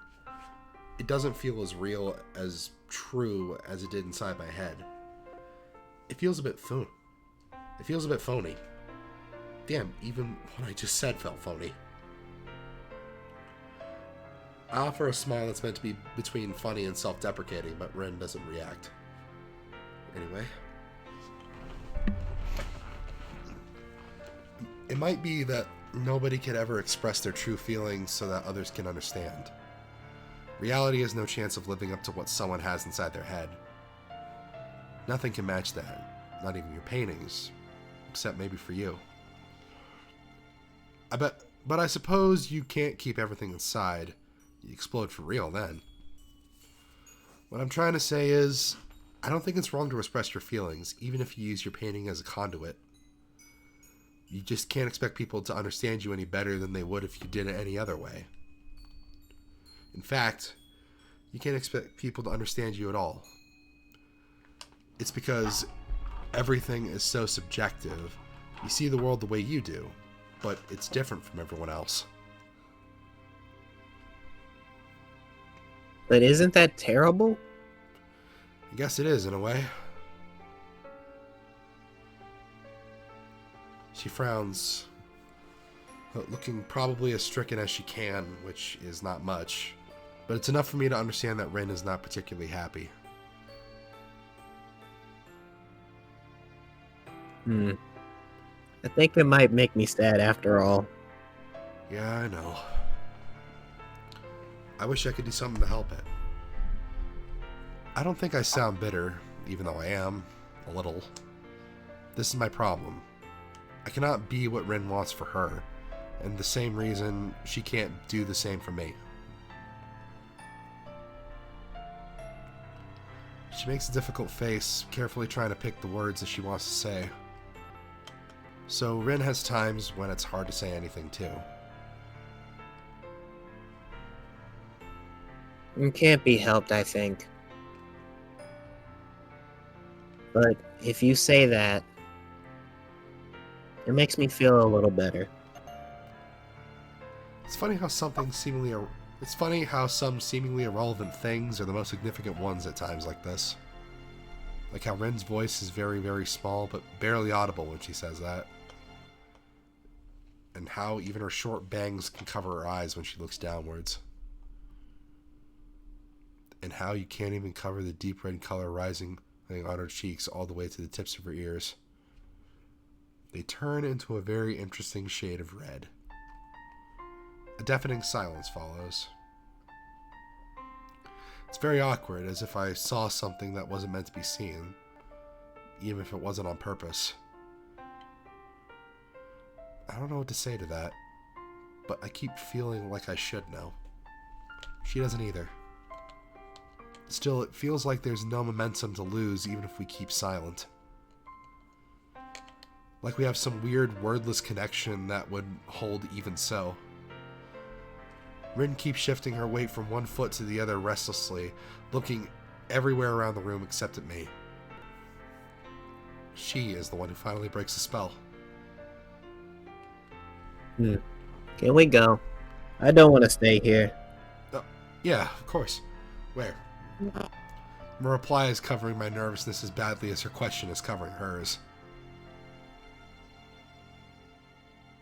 You can go wherever you want. I want to sleep. Never really slept for a few weeks, and I feel the same way. It feels like there's a flock of light blue butterflies inside my head. It makes it hard to think properly. Yeah, I'm gonna need to sleep in a few minutes. The kind that you think is too blue to really exist. Like Amy's panties this morning. What the fuck? She shakes her head, and I almost expect a couple of ultramarine colored morphos to pop out of her ears. A small smile tugs upwards the corners of her mouth. That reminds me, the blue, not the panties. Where the hell did the panties come from? What the fuck? Yeah. The word for a flock of butterflies is a swarm. I looked it up. And a flock of crows is a murder. Yeah. That makes me... And a group of raccoons is called a business. Really? Apparently. What kind of business they conducting? The thieving kind. Hmm. That makes my eyebrows rise into a questioning arch. Why don't you use it then? I like the other word better. Why look it up in the first place then? Then you should use it, right? She nods and falls silent, her gaze escaping mine to the side, attracted by the dark orange sunlight reflecting from the windows. We stay like that for a little while, me silently looking at her, silently looking out of the window. Hey, you alright now?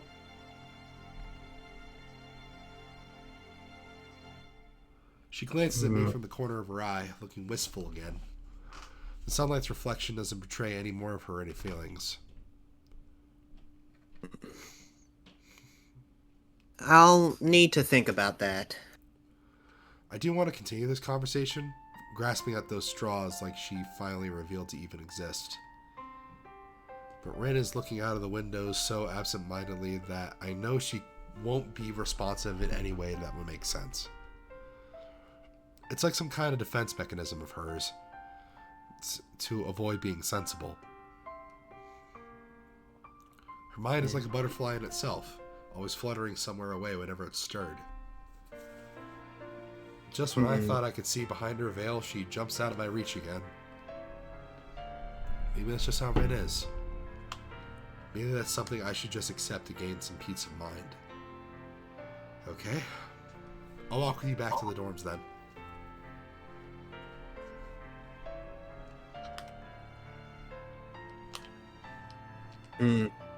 Thanks. Really. The empty hallways of the school devoid of its students feels very lonely.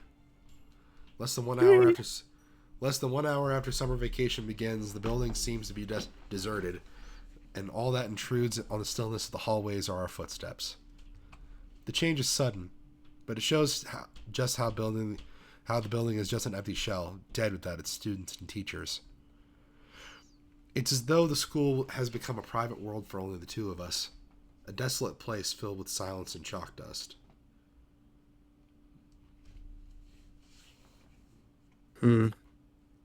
I think I have to change. She says that out of the blue while we walk down the staircase from the 3rd floor, still managing to feel like she is mirroring what I was thinking just before. That's what most people must do, sometimes. That's the last thing we say to each other that day, even though there would be so much to talk about. Even those words drown in an all-encompassing silence, disappearing into the stagnant air as if they were never said. Alright, well, unfortunately I don't think I could stay much longer. But damn, I am really loving this story. I don't think there's much left, actually. Alright, well, can we do it? Well, can we have a big finale episode? Yeah, part 1 of 6 finales that we need to have then. Yep. Well, I am hungry as a motherfucker. I'm gonna go get something to eat. Alright, me too. Thank you all so much for watching this episode of Katawa. I nearly broke down, actually. I felt myself like nearly about to cry a couple times.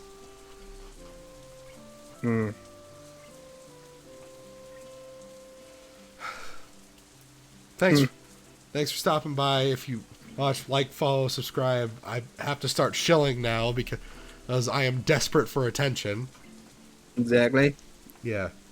If any of Josh's viewers can come my way, please. That would help. Yes, please. I barely get viewers, but I will try sending the very few I get over to your channel as soon as possible. Do not worry. Do you not have a community feature?